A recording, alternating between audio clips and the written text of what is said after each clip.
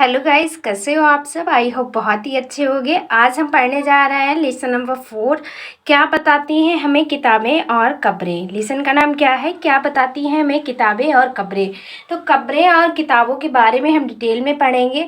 आज हमारा chapter number 4 है। इससे पहले हम 3 चैप्टर्स कवर कर चुके हैं। अगर वो वीडियो आपने नहीं देखी है तो प्लेलिस्ट से देख सकते हैं। और ये 6 क्लास की हिस्ट्री की NCERT है जिसका नाम है हमारे अतीत। तो चलिए शुरू करते हैं फ्रेंड्स हम लोग। पुस्तकालय में मैरी, ठीक है। पुस्तकालय में मैरी जो है, ये इमेज दी गई है। मैरी जो है ये पुस्तकालय में एक जाति है। जैसे ही घंटी बजी, शिक्षक ने छात्रों के साथ अपने साथ आने को कहा। शिक्षक जो था उन्होंने कहा कि हमारे साथ आओ, घंटी बजी। और आज वे पहली बार पुस्तकालय जा रहे थे, यानी कि जो स्टूडेंट्स थे वो टीचर जो है पहली बार उनको कहाँ लेके गए, तो लाइब्रेरी में लेके गए। वहाँ पे मेरी नाम की एक लड़की थी। उसने देखा कि पुस्तकालय उसकी कक्षा से काफ़ी बड़ा था और वहाँ किताबों से भरी कई रेक थी, ठीक है। पुस्तकालय जो था कैसा था, उसकी क्लास से बहुत बड़ा था और वहाँ पे बहुत सारी रेक बनी हुई थी। कोने में एक अलमारी थी जो मोटी मोटी किताबों से भरी थी। मैरी को एक अलग अलमारी खोलने की कोशिश करते देख शिक्षक ने कहा, तुम उस अलमारी में अलग अलग धर्मों से जुड़ी हुई महत्वपूर्ण किताबें हैं। क्या तुम्हें मालूम है हमारे पास वेदों का भी एक संग्रह है। मेरी सोचने लगी, वेद क्या है, चलो पता लगाएं। तो आज हम लोग वेदों के बारे में डिटेल से पढ़ेंगे। आइए देखते हैं। नेक्स्ट हमारा पॉइंट है दुनिया के प्राचीनतम साहित्यिक स्रोतों में एक। शायद तुमने वेदों के बारे में सुना होगा। वेद कितने हैं, 4 है। कौन कौन से, ऋग्वेद, सामवेद, यजुर्वेद तथा अथर्ववेद। सबसे पुराना वेद है ऋग्वेद, जिसकी रचना कब हुई थी, तो लगभग 3500 साल पहले हुई थी। ये चैप्टर जो है आपके लिए बहुत ही इंपॉर्टेंट है। आप लोग स्टार लगा के रखिएगा क्योंकि इससे एक ना एक क्वेश्चन एग्जाम में पूछा ही जाता है। तो हमारे वेद कितने हैं, 4 वेद हैं, ऋग्वेद, सामवेद, यजुर्वेद तथा अथर्ववेद। और सबसे पुराना वेद जो है वह ऋग्वेद है, जिसकी रचना कब मानी जाती है, तो लगभग 3500 साल पहले हुई थी। ऋग्वेद में 1000 से ज़्यादा प्रार्थनाएं हैं जिन्हें सूक्त कहा गया है। सूक्त कितने, तो 1000 से ज़्यादा। और सूक्त का मतलब है अच्छी तरह से बोला गया है। ये विभिन्न देवी देवताओं की स्तुति में रचे गए हैं। इनमें से 3 देवता बहुत महत्वपूर्ण है। वह कौन कौन से हैं, तो अग्नि है, इंद्र है और सोम है। अग्नि आग के देवता है, इंद्र जो है युद्ध के देवता है और सोम जो है एक पौधा है जिससे एक खास पेय बनाया जाता था, ठीक है। अब आगे है कि वैदिक प्रथाओं की रचना ऋषियों ने की थी। आचार्य विद्यार्थियों को इन्हें अक्षरों, शब्दों और वाक्यों में बांटकर शाश्वत पाठ द्वारा कंठस्थ करवाते थे। अधिकांश सूक्ति के रचयिता जो हैं सीखने और सिखाने वाले पुरुष थे। कुछ प्रार्थनाओं की रचना महिलाओं ने भी की थी। ऋग्वेद की भाषा प्राक थी। प्राक संस्कृत या फिर वैदिक संस्कृत कहलाई। कैसी, तो प्राक संस्कृत या फिर वैदिक संस्कृत। तुम स्कूल में जो संस्कृत पढ़ती हो उससे ये भाषा थोड़ी सी भिन्न हुआ करती थी। कैसी हुआ करती थी, तो थोड़ी सी भिन्न हुआ करती थी, ठीक है। अब देखते हैं हम लोग क्या कि संस्कृत और भाषाएं, ठीक है, इसे हम लोग पढ़ते हैं। तो संस्कृत और भाषा, संस्कृत भाषा जो है भारोपीय यानी कि भारत यूरोपीय भाषा परिवार का हिस्सा है। किसका, तो भारोपीय, ठीक है। और भारत की कई भाषाएं असमिया, गुजराती, हिंदी, कश्मीरी, सिंधी, एशियाई भाषाएं जैसे फारसी, ये कौन सी हैं, तो ये भाषाएं जो है भारत की कई भाषाएं जैसे असमिया, गुजराती, हिंदी, कश्मीरी और सिंधी। और एशियाई भाषाएं कौन कौन सी हैं, तो फारसी तथा यूरोप की बहुत सी भाषाएं जैसे अंग्रेजी हो गई, फ्रांसीसी, जर्मन, यूनानी, ताबली, स्पेनिश आदि इसी परिवार से जुड़ी हुई है। उन्हें एक भाषा परिवार इसलिए कहा जाता है क्योंकि आरंभ में उनमें कई शब्द एक जैसे थे। उदाहरण के लिए मात्र संस्कृत, मात्र जो शब्द है संस्कृत में माँ है, ठीक है। माँ शब्द को संस्कृत में मात्र कहते हैं, ठीक है। और हिंदी में मदर, अंग्रेजी में मदर कहते हैं, ठीक है। समझ गए, जैसे कि मात्र शब्द है या फिर माँ शब्द है तो मात्र को इंग्लिश संस्कृत में क्या कहते हैं, मात्र, माँ को। और हिंदी में कहते हैं माँ, और जो इंग्लिश में कहते हैं वह मदर कहते हैं, ठीक है। अब फ्रेंड्स आपको बताना है क्या तुम्हें इनमें कोई समानता नजर आती है। ये जो शब्द दिए गए संस्कृत, हिंदी और इंग्लिश में, जैसे कि जो मम्मी का वर्ड होता है वह संस्कृत में मात्र है और जो हिंदी में है वह माँ है और जो इंग्लिश में है वह मदर है, ठीक है। उपमहाद्वीप में दूसरे भाषा परिवारों की भाषाएं बोली जाती हैं। उदाहरण के लिए पूर्वोत्तर प्रदेश में तिब्बत बर्मा परिवार की भाषाएं बोली जाती हैं। तमिल, तेलुगु, कन्नड़ और मलयालम द्रविड़ भाषा परिवार की भाषाएं हैं, जबकि झारखंड के मध्य भारत के कई हिस्सों में बोली जाने वाली जो भाषाएं हैं ये ऑस्ट्रो एशियाटिक परिवार से जुड़ी है। किससे? तो ऑस्ट्रो एशियाटिक परिवार से जुड़ी हैं। ठीक है। और फ्रेंड्स जब देखते हैं हम जिन किताबों को पढ़ते हैं वे लिखी और छापी गई हैं। ऋग्वेद का उच्चारण किया जाता है और श्रवण किया जाता था, ना कि पढ़ा जाता था। क्या किया जाता था? इनका उच्चारण और श्रवण किया जाता था। और रचना के कई सदियों बाद इसे पहली बार लिखा गया। इसे छापने का काम तो मुश्किल से 200 साल पहले हुआ। इसे छापने का काम जो है 200 साल पहले हुआ, लेकिन जब ये उस टाइम पे ऋग्वेद में सुनी और इसका उच्चारण किया जाता था। ठीक है, ये पढ़ी लिखी नहीं जाती थी। आगे देखते हैं कि इतिहासकार ऋग्वेद का अध्ययन कैसे करते हैं। जो इतिहासकार हैं ये ऋग्वेद का अध्ययन कैसे करते हैं? तो इतिहासकार पुरातत्व वेत्ताओं की तरह ही अतीत के बारे में जानकारी इकट्ठी करते हैं, लेकिन भौतिक अवशेषों के अलावा वे लिखित स्रोत का भी उपयोग करते हैं। चलो देखते हैं कि वे ऋग्वेद का अध्ययन कैसे करते हैं।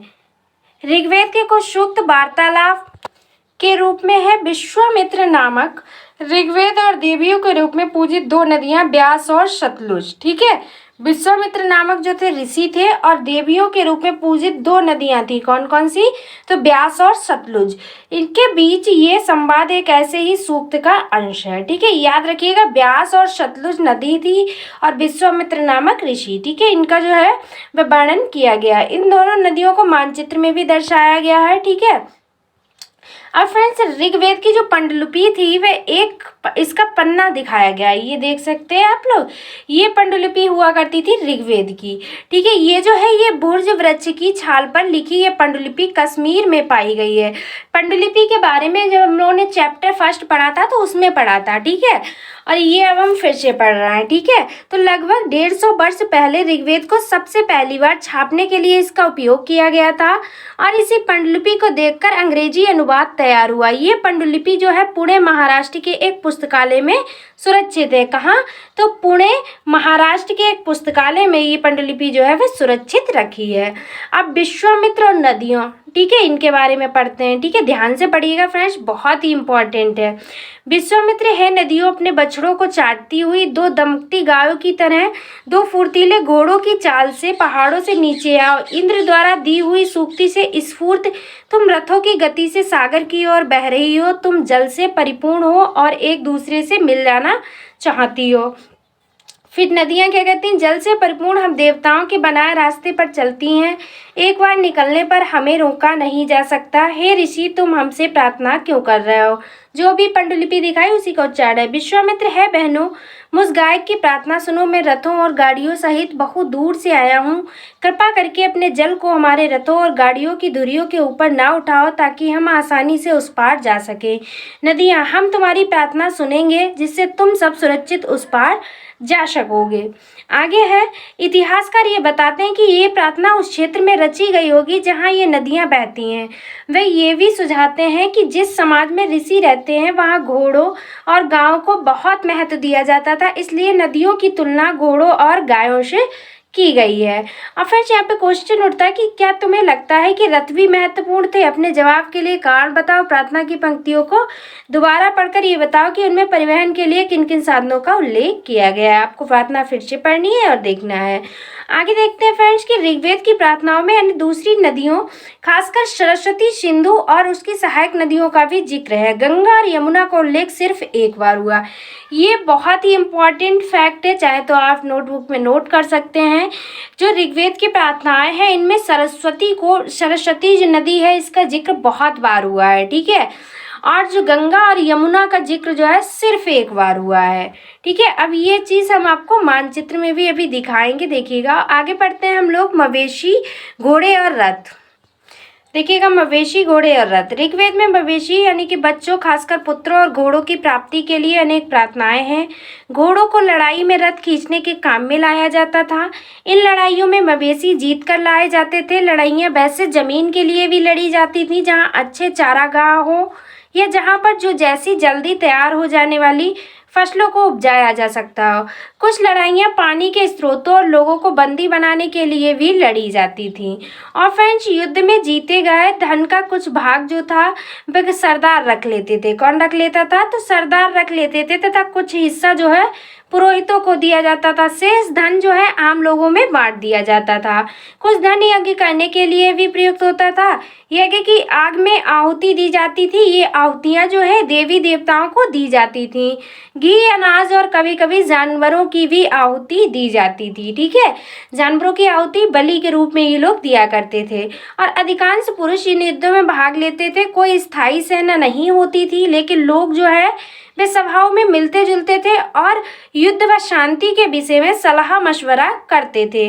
और फ्रेंड्स, वहाँ ये ऐसे लोगों को अपना सरदार चुनते थे जो बहादुर और कुशल योद्धा हो। कैसे को सरदार चुनते थे? जो बहादुर और कुशल योद्धा हुआ करते थे, उसे ये लोग अपना क्या चुनते थे? तो सरदार चुनते थे। आगे है लोगों की विशेषता बताने वाले शब्द। तो लोगों का वर्गीकरण काम, भाषा, परिवार या समुदाय, निवास स्थान या फिर सांस्कृतिक परंपरा के आधार पर किया जाता रहा है। ऋग्वेद में लोगों की विशेषता बताने वाले कुछ शब्द को देखिएगा आप लोग। ऐसे दो समूह हैं जिनका वर्गीकरण काम के आधार पर किया गया है। पुरोहित, जिन्हें कभी कभी ब्राह्मण कहा जाता था। ठीक है, पुरोहित को क्या कहते हैं हम लोग? ब्राह्मण कहा करते हैं। जो वर्गीकरण हुआ है चार जाति का, ठीक है, उनका जो वर्गीकरण हुआ उसी की बात करना है। और तरह तरह के यज्ञ और अनुष्ठान करते थे। दूसरे लोग थे राजा। ठीक है, अब नेक्स्ट है, ये राजा वैसे नहीं थे जिनके बारे में तुम बाद में पढ़ोगी। ये ना तो बड़ी राजधानी और महलों में रहते थे, ना इनके पास सेना थी, ना ही ये कर वसूलते थे। प्रिय, राजा की मृत्यु के बाद उसका बेटा अपने आप ही शासक नहीं बन जाता था। ये महान शासक राजाओं की बात नहीं हो रही है, यहाँ पे पुरोहित की बात हो रही है, ब्राह्मण जिन्हें राजा कहा जाता था। ठीक है, आगे पॉइंट है हमारा, देखिएगा आप लोग कि जनता या पूरे समुदाय के लिए दो शब्द का इस्तेमाल होता था। एक क्या था? एक था जन, जिसका प्रयोग हिंदी व अन्य भाषाओं में आज भी होता है। ठीक है, तो जनता या पूरे समुदाय को क्या कहा जाता था? जन कहा जाता था। ये इम्पोर्टेंट है, सभी थ्योरी को आप लोग बहुत ध्यान से पढ़िएगा, एक एक वर्ड इम्पोर्टेंट होता है। ठीक है, दूसरा था विष। ठीक है, जन और विष को याद रखिएगा, जिससे वैश्य शब्द निकला है। इस विषय पर तुम अध्याय 5 में विस्तार से पढ़ोगी। जो वैश्य शब्द है इसके बारे में अध्याय 5 में हम लोग पढ़ेंगे। नेक्स्ट डे कल, मतलब ऋग्वेद में विष और जनों के नाम मिलते हैं, इसलिए हमें पुरुजन या विषभरत जन या फिर विष यदुजन या फिर विष जैसे कई उल्लेख मिलते हैं। और फ्रेंड्स, अब क्वेश्चन उठता है कि तुम्हें इनमें से कौन सा नाम जाना पहचाना लगता है? अब आपको बताना है कमेंट बॉक्स में। ठीक है, और फ्रेंड्स, जिन लोगों ने इन प्रार्थनाओं की रचना की वे कभी कभी खुद को आर्य कहते थे। ठीक है, जिन लोगों ने प्रार्थनाओं की रचना की वे खुद को क्या कहा करते थे? तो आर्य कहा करते थे। तथा अपने विरोधियों को दास या दस्यु कहते थे। क्या कहते थे? दास या दस्यु। दस्यु वे लोग थे जो यज्ञ नहीं करते थे और शायद दूसरी भाषाएं बोलते थे। बाद के समय में दास यानी कि स्त्रीलिंग दासी शब्द का मतलब गुलाम हो गया। दास वे स्त्री और पुरुष होते थे जिन्हें युद्ध में बंदी बनाया जाता था। उन्हें उनके मालिक की जायदाद माना जाता था। जो भी काम मालिक चाहते थे उन्हें वे सब करना पड़ता था। किसको? तो दास को। बाद में जो दास थे ये गुलाम बन गए। ठीक है, गुलाम को दास कहा जाने लगा। और जिस युग में उपमहाद्वीप के उत्तर पश्चिम में ऋग्वेद की रचना हो रही थी, उसी समय दूसरी जगहों पर एक अलग तरह का विकास हो रहा था। ठीक है, देखो अब बताते हैं कि वहां पर क्या हो रहा था। ठीक है, अब खामोश प्रहरी कहानी महापाषाणों की। अब शुरुआत होती है महापाषाणों की। ठीक है, तो देखते हैं, यहाँ से हम लोग देखते हैं ये जो शिलाखंड है, जूम आउट कर लेते हैं थोड़ा सा, हल्का सा, देखिएगा ये शिलाखंड है महापाषाण। महा यानी कि बड़ा पाषाण, महापाषाण यानी कि बड़ा पाषाण। ठीक है, पत्थर नाम से जाने जाते हैं। ये पत्थर दफन करने की जगह पर लोगों द्वारा बड़े करीने से लगाए गए थे। महापाषाण कब्रें बनाने की प्रथा लगभग 3000 साल पहले शुरू हुई।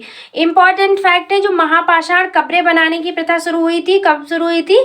तो लगभग 3000 साल पहले शुरू हुई थी। ये प्रथा जो है दक्कन, दक्षिण भारत, उत्तर पूर्वी भारत और कश्मीर में प्रचलित थी। कहाँ प्रचलित थी? तो दक्कन, दक्षिण भारत, उत्तरी पूर्वी भारत और कश्मीर में।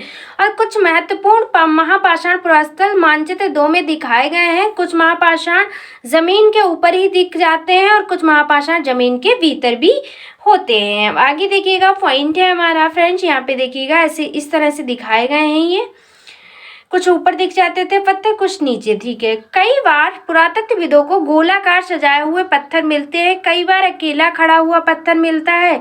यही एकमात्र प्रमाण है जो जमीन के नीचे कब्रों को दर्शाते हैं। इस तरह से पत्थर मिलते हैं, इससे ये पता चलता है कि ये कब्र को दर्शा रहा है। ठीक है, महापाषाण के निर्माण के लोगों को कई तरह के काम करने पड़ते थे। हमने जो कार्यों की सूची बनाई उन्हें क्रमबद्ध करो। गड्ढा खोदना, शिलाखंडों को ढोकर लाना, बड़े पत्थरों को तराशना और मरे हुए को दफनाना।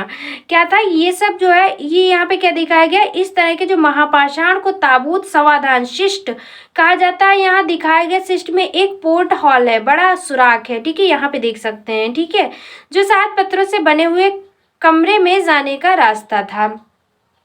यहाँ पे ये देखो सुराख दिखाया गया, इसी से जाया जाता था कब्रों के रास्ते। ठीक है, आगे देखिएगा, पॉइंट है कि इन शव कब्रों में कुछ समानताएं हैं। सामान्यतः मृतकों को खास किस्म की मिट्टी के बर्तनों के साथ दफनाया जाता था। ठीक है, कैसे दफनाया जाता था? मिट्टी के बर्तनों के साथ दफनाया जाता था, जिन्हें काले लाल मिट्टी के बर्तन ब्लैक एंड रेड वेयर के नाम से जाना जाता है। इनके साथ ही मिले हैं लोहे के औजार और हथियार, घोड़ों के कंकाल और सामान तथा पत्थर और सोने के गहने। ठीक है, तो ये लोग क्या मानते थे कि मृत्यु के बाद भी जीवन है, इसलिए जो दफनाते थे उनके साथ कुछ सामान रख देते थे। अब फ्रेंड्स, क्या हड़प्पा के शहरों में लोहे का प्रयोग होता था? आपको बताना है। तो हड़प्पा की सभ्यता में कहीं भी लोहे का कोई जिक्र नहीं आया है। ठीक है, आपने चैप्टर पढ़ा था कल ही, तो वहाँ पे लोहे का कोई भी जिक्र नहीं आया है।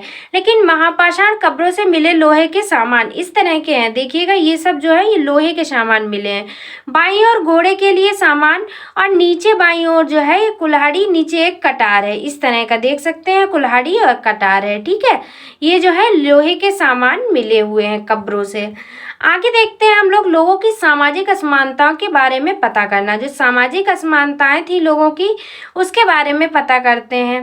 पुरातत्वविद ये मानते हैं कि कंकाल के साथ पाई गई चीजें मरे हुए व्यक्ति की ही रही होंगी। कभी कभी एक कब्र की तुलना में दूसरी कब्र में ज्यादा चीजें मिलती हैं। मानचित्र 2 पर पृष्ठवारा ब्रह्मगिरी को खोजो। यहाँ एक व्यक्ति की कब्र में 33 सोने के मनके और शंख पाए गए हैं, और दूसरे कंकालों के पास सिर्फ कुछ मिट्टी के बर्तन ही पाए गए हैं। ये दफनाए गए लोगों की सामाजिक स्थिति में भिन्नता को दर्शाते हैं।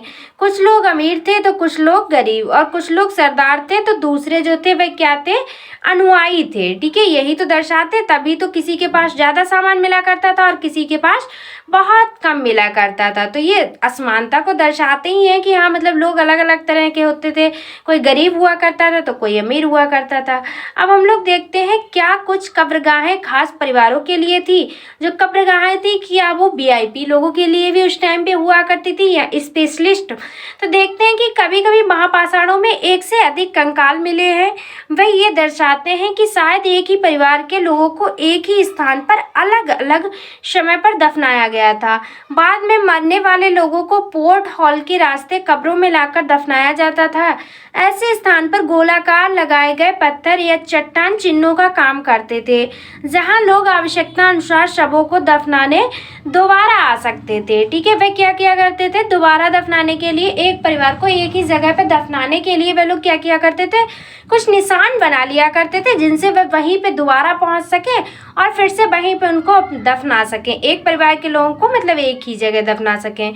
अब आगे इनाम गांव, जब हमने मानचित्र में देखा था इनाम गांव, जितने भी पुरास्थल हुए हैं उनके सबके बारे में हमने डिटेल में मानचित्र में देखा था, चैप्टर फर्स्ट पढ़ा था तभी, तो वहाँ पे इनाम गांव का भी नाम आया था। तो इनाम गांव के एक विशिष्ट व्यक्ति की कब्र, ठीक है, इस इनाम गांव जो था इसकी जिक्र आई है, तो पढ़ते हैं इनाम गांव में एक व्यक्ति था जिसकी विशिष्ट कब्र बनी हुई थी, उसके बारे में हम देखते हैं। तो इनाम गांव को खोजना है, जो कि मानचित्र में पहले ही देख चुके हैं। ठीक है, उसी मानचित्र की बात हो रही है यहाँ पे। ये भीमा की सहायक नदी घोड़े के किनारे एक जगह है। इस जगह पर 3600 से 2700 साल पहले लोग रहते थे। यहाँ वयस्क लोगों को प्रायः गड्ढे में सीधा लिटाकर दफनाया जाता था। उनका सर जो था उत्तर की ओर होता था। कई बार उन्हें घर के अंदर ही दफनाया जाता था। ऐसे बर्तन जिनमें शायद खाना और पानी हो, दफनाए गए सबके पास रख जाते थे, ठीक है, जिससे कि ये लोग मानते थे कि मृत्यु के बाद भी जीवन है, तो इसीलिए मरने के बाद व्यक्ति के शवों के साथ भी खाने पीने का सामान रख देते थे। एक आदमी को 5 कमरों वाले मकान के आंगन में 4 पैरों वाले मिट्टी के एक बड़े से संदूक में दफनाया गया था। बस्ती के बीच में बसा ये गांव, इसके बारे में पढ़ते हैं। घर गांव के सबसे बड़े घरों में से एक था, ठीक है, ये जो घर था ये गांव के अन्य घरों से सबसे बड़े घरों में से एक था। इस घर में एक अनाज का गोदाम भी था। सबके पैर जो है वे मुड़े हुए थे। अब फ्रेंड्स आगे देखते हैं हम लोग। अब क्वेश्चन ये उठता है कि क्या तुम्हें लगता है कि ये किसी सरदार का शव था? अब आपको सोचना है कि ये शव किसका हो सकता है, या फिर सरदार का हो सकता है, ये गांव में किसी बड़े व्यक्ति का हो सकता है। अब फ्रेंड्स बात करते हैं, क्या बताते हैं हमें कंकालों के अध्ययन, ठीक है, कंकाल के जो अध्ययन हुए हैं इनसे हमें क्या जानकारी मिलती है। तो फ्रेंड्स छोटे आकार के आधार पर क्या होता है, जो छोटे आकार के आधार पर बच्चे के कंकाल को आसानी से पहचाना जा सकता है, लेकिन एक बच्चे और बच्ची के कंकाल के बीच कोई बड़ा फर्क नहीं होता है, ठीक है। क्या हम ये पता लगा सकते हैं कि कंकाल किसी पुरुष का था या फिर स्त्री का?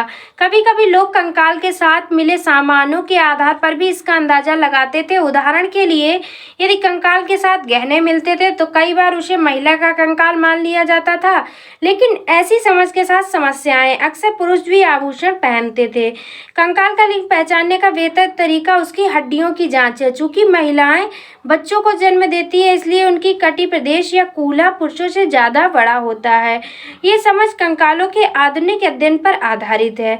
आज से लगभग 2000 साल पहले चरक नाम के प्रसिद्ध वैद्य हुए थे। कौन? तो चरक, ठीक है। उन्होंने चिकित्सा शास्त्र पर चरक संहिता, याद रखिएगा, बहुत बहुत इंपॉर्टेंट फैक्ट है, ठीक है। तो उन्होंने क्या किया था, चरक संहिता नाम की किताब लिखी। अब चरक जो है ये कौन थे, तो ये चिकित्सक शास्त्री थे, ठीक है, और इन्होंने चरक संहिता नामक पुस्तक लिखी थी। वे कहते हैं कि मनुष्य के शरीर में 360 हड्डियां होती है। किसने बताया? तो ये बात चरक ने बताई। और ये आधुनिक शरीर रचना विज्ञान की 206 हड्डियों से काफ़ी ज़्यादा है, लेकिन प्रेजेंट टाइम में हड्डियों की संख्या कितनी है, तो 206 है, जो कि उस समय 360 जो थी, जो चरक ने बताई, वो इस समय से बहुत ज़्यादा थी। संभवतः चरक ने अपनी गिनती में दांत हड्डियों के जोड़ और कार्टिलेज को जोड़कर ये संख्या बताई थी, ठीक है। अब फ्रेंड्स बात करते हैं इनाम गांव के लोगों के काम धंधे कैसे हुआ करते थे, ठीक है। तो जो इनाम गांव के लोग थे इनके काम धंधों के बारे में हम लोग बात कर लेते हैं। इनाम गांव में पुरातत्वविदों को गेहूं, जौ, चावल, दाल, बाजरा, मटर और तिल के बीज मिले हैं। कई जानवरों की हड्डियां भी मिली हैं। कई हड्डियों पर काटने के निशान से ये अंदाजा होता है कि लोग इन्हें खाते होंगे। गाय, बैल, भैंस, बकरी, भेड़, कुत्ता, घोड़ा, गधा, सुअर, सांभर और चितकबरा, हिरण, कृष्णा, मृग, खरहा, नेबला, चिड़िया, घड़ियाल, कछुआ, केकड़ा और मछली की हड्डियां भी पाई गई हैं। ऐसे साक्ष्य मिले हैं कि बेर, आंवला, जामुन, खजूर और कई तरह की रस भरियां एकत्र की जाती थी। कब? तो इनाम गांव के लोग जो थे यही काम धंधा किया करते थे, ठीक है। और यही था फ्रेंड्स आज का हमारा चैप्टर कब्र और किताबें। इनके बारे में हमने डिटेल से पढ़ा, इनाम गांव के बारे में हमने डिटेल से पढ़ा, और जितनी भी इम्पोर्टेंट महापाषाण काल के बारे में भी हमने बताया, और कैसे कंकाल हुआ, किस तरह से लोहे के अवशेष मिले और कैसी कब्रें बना हुआ करती थी, ये सब आज हमने डिटेल में पढ़ा। ये चैप्टर यहीं तक था जो कि हमने कवर किया। इसमें ऋग्वेद के बारे में पढ़ा, हमने वेदों के बारे में पढ़ा। 4 वेद थे, सामवेद, यजुर्वेद और ऋग्वेद और अथर्ववेद। ये जो ऋग्वेद है ये सबसे पुराना वेद है, इसकी रचना 35 साल से पहले मानी जाती है, ठीक है। ये सारे फैक्ट्स आपको याद रखने बहुत ही इम्पोर्टेंट हैं। तो आज की वीडियो में बस इतना ही, मिलते हैं नेक्स्ट वीडियो में, ठीक है। अगर आपको वीडियो पसंद आई है, अगर आपको स्पेशली हमारी मेहनत पसंद आई है, तो प्लीज़ चैनल के साथ ज़रूर जुड़िएगा और जितना हो सकता है वीडियो को शेयर की दीजिएगा, ठीक है। अब मिलते हैं नेक्स्ट वीडियो में।